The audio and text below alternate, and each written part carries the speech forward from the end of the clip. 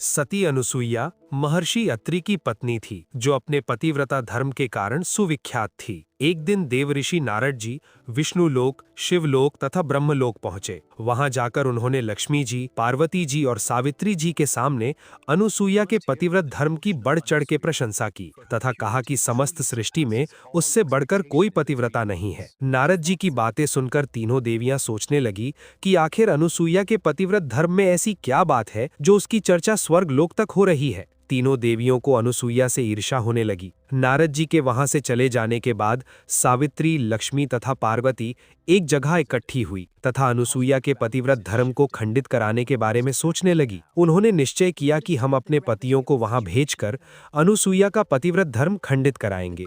ब्रह्मा, विष्णु और शिव जब अपने अपने स्थान पर पहुंचे तो तीनों देवियों ने उनसे अनुसुईया का पतिव्रत धर्म खंडित कराने की जिद की। तीनों देवों ने बहुत समझाया कि ये पाप हमसे मत करवाओ, परंतु तीनों देवियों ने उनकी एक न सुनी और अंत में तीनों देवों को इसके लिए राजी होना पड़ा। तीनों देवों ने साधु वेश धारण किया तथा अत्रि ऋषि के आश्रम पर पहुंचे। उस समय अनुसुईया जी आश्रम पर अकेली थी। साधु वेश में 3 अतिथियों को द्वार पर देखकर अनुसुईया ने भोजन ग्रहण करने का आग्रह किया। तीनों साधुओं ने कहा कि हम आपका भोजन अवश्य ग्रहण करेंगे, परंतु एक शर्त पर कि आप हमें निवस्त्र होकर भोजन कराओगी। अनुसुईया ने साधुओं के शाप के भय से तथा अतिथि सेवा से वंचित रहने के पाप के भय से परमात्मा से प्रार्थना की कि हे परमेश्वर, इन तीनों को 6-6 महीने के बच्चे की आयु के शिशु बनाओ, जिससे मेरा पतिव्रत धर्म भी खंड न हो तथा साधुओं को आहार भी प्राप्त हो, वह अतिथि सेवा न करने का पाप भी न लगे। परमेश्वर की कृपा से तीनों देवता 6-6 महीने के बच्चे बन गए तथा अनुसुईया ने तीनों को निवस्त्र होकर दूध पिलाया तथा पालने में लेटा दिया। जब तीनों देव अपने स्थान पर नहीं लौटे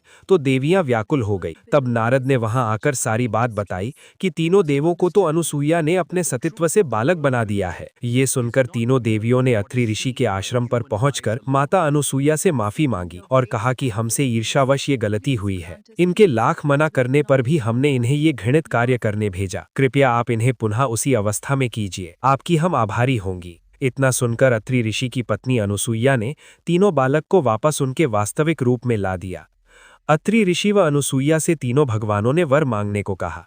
तब अनुसुईया ने कहा कि आप तीनों हमारे घर बालक बनकर पुत्र रूप में आए, हम निसंतान हैं। तीनों भगवानों ने तथास्तु कहा तथा अपनी अपनी पत्नियों के साथ अपने अपने लोक को प्रस्थान कर गए। कालांतर में दत्तात्रेय रूप में भगवान विष्णु का, चंद्रमा के रूप में ब्रह्मा का तथा दुर्वासा के रूप में भगवान शिव का जन्म अनुसुईया के गर्भ से हुआ।